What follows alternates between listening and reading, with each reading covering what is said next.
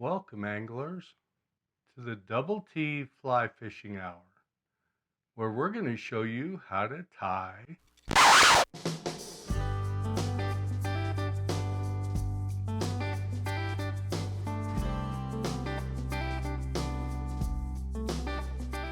All right, hey y'all, don't click off, just joking. I've made reference to it before. I grew up in Wyoming and I grew up fishing for trout and walleye and doing fly fishing and things like that.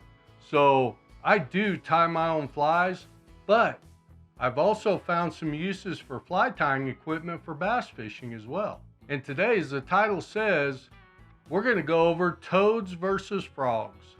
And there is quite a difference to them. And if you're a beginning angler, you're going to want to use a toad because toads are really easy to fish. There's not a lot of technique to them, and the setup is pretty easy. So there's a couple different ways to set up a toad. And one of them is to use a hook like this with the keeper on it.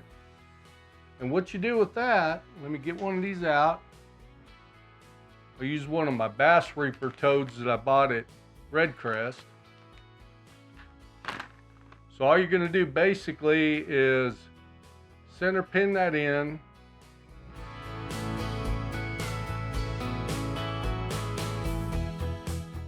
And you're just going to hold the hook to the side, mark it on the toad, which is right in the back, and go ahead and thread that dude on there.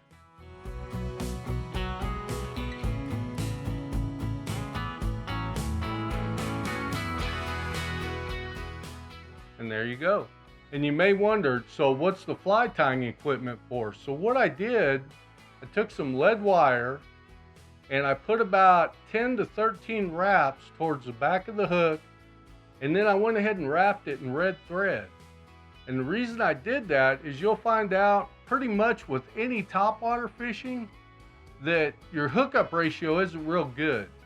So I use the red to give them a little better target.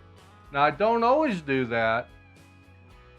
The other thing you can do, these I did differently. I used heat shrink. So you don't have to use fly tying material. You can just use some heat shrink. And I put these on in white. And there's even an easier way. Just take you a 4 or 5/0 EWG hook, and put it on there just like you would a Cinco or anything else. And that works just fine. So why put the lead wire on? Well, to be honest with you, what it does do for you is it helps to keep the bait keeling right. And when I say keel, sometimes when you throw these, they'll get a little cattywampus, and every once in a while they'll even come in the wrong direction when you have them on an EWG. They'll come in upside down. So what that lead wire does is it gives it a little bit of weight on the bottom to keep it keeling properly. And that's just the way I do it. There's several different types of toads. As you can see, these are kind of an inverted paddle tail, but they do have different types. They have the type that are straight up ribbon tail, and then they got these which are more of like a craw tail. Looks like one of those speed worm tails. And they got different types of these. I normally don't switch up a whole lot, but I will try a different type toad once in a while. All right, so you may be asking, what's the difference between a toad and a frog? A frog, you don't need to keep it moving. You can run it across lily pads. You can run it right across, grass that's actually, up. You can just run it through there, and you can walk a frog. So there's a lot of different things you can do with a frog. I would suggest normally some of the frogs come with a really long tail. You may want to trim that up before you use it. With any topwater bait, I like putting a contrasting color on the bottom because your hookup ratio is not going to be as good.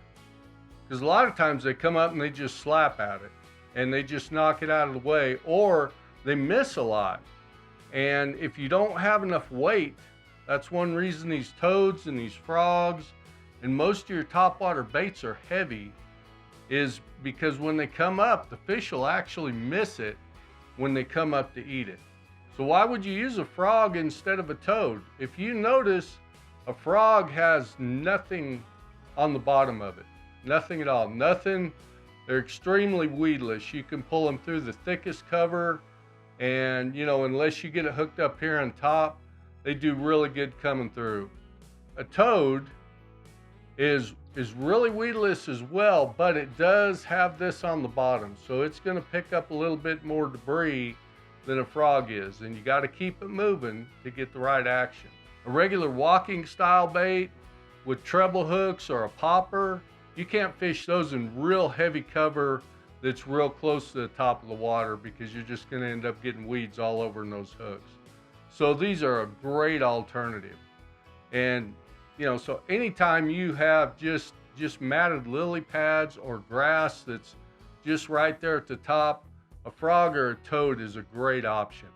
A toad is a little more cast and wind than a frog is. A frog, you can do more with it, but it takes a little bit more technique than the toad does. Now the toad, you can give it some twitches and whatnot, but for the most part, you're going to throw it out and you're going to retrieve it. Now the other thing I've found with the toad, don't be afraid to like skip that thing in.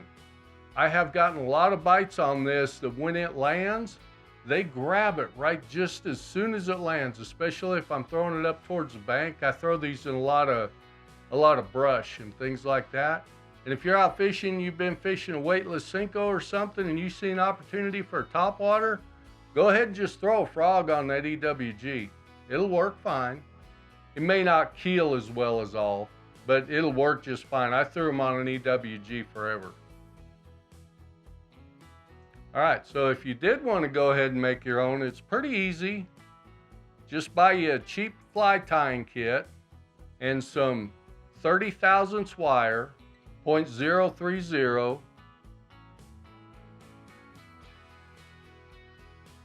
Just snip you off a little piece, and you want it towards the back of the hook.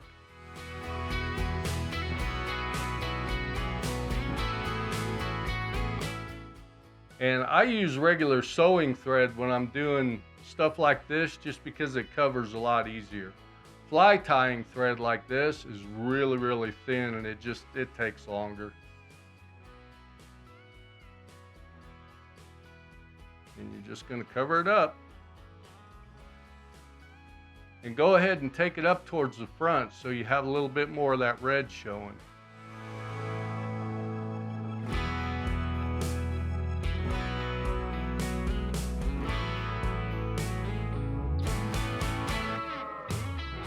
Okay, and you don't have to do a whip finish on this. Just throw about 4 or 5 half hitches in there, and that'll work just fine.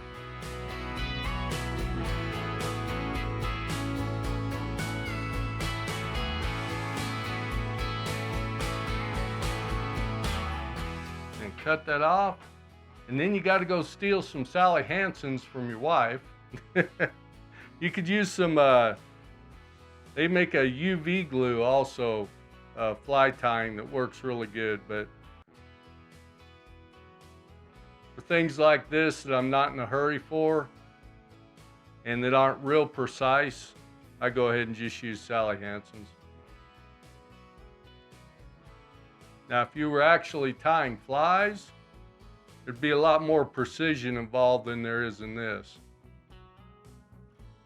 And to be honest with you, I'm not sure it's because trout can see any better or any smarter, or just us fly fishermen are kind of anal about that. Then when you get done, go ahead and thread your keeper on the hook, and you're ready to go.